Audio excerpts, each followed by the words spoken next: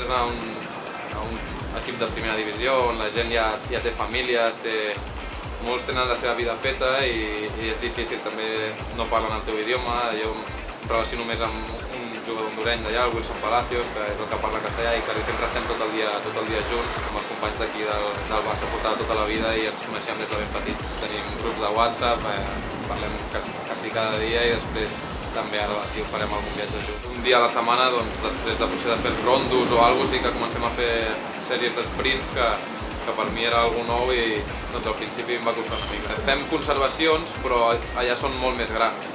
Les fem potser de mig del camp. Aquí eren molt més petites per agafar més tècnica, per agafar més el control del joc i en ocasions doncs, en partits que potser el rival t'apreta més, doncs era millor fer conservacions petites per poder sortir d'aquesta pressió. Quan acabes els partits et trobes hamburgueses, brownies, alitas de pollo, et trobes de tot que no m'ho hagués esperat mai a la vida. Aquí quan acabàvem d'entrenar, doncs, si estava el Barça bé anava a la Masia i allà a la Masia doncs, sempre et posen un menjar equilibrat, un menjar sa, pasta, amanides i pollastre i tot això. Potser ja tinc més dies de festa.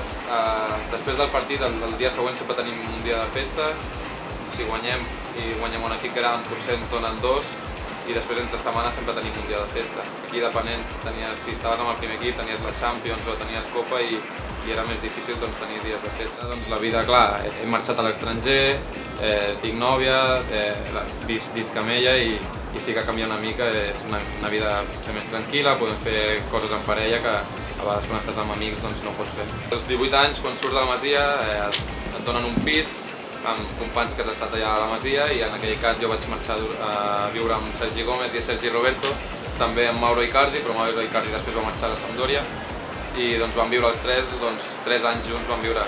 Clar, a la Masia estaves més tancat, tenies que estar una hora a la Masia i nosaltres doncs, teníem més llibertat, érem més grans. Els que veia, doncs, la Champions sobretot, doncs, es pateix més des de fora que des d'aquí dins. Anava al camp amb els companys del primer equip al vestidor o alguna cosa i allà doncs, ho veus més tranquil, estàs amb els companys cada dia, veus com estan físicament, com entrenen i saps si estan bé per guanyar o no. Hi ha molta amistat amb les ràdios i amb les teles i la veritat és que no hi ha cap problema. Aquí potser era una mica més tancat tot, costava fer entrevistes, costava sortir a la tele i doncs tampoc és algo dolent. Jo crec que parlar pels teus seguidors o per la gent que et recolza és algo bo sempre.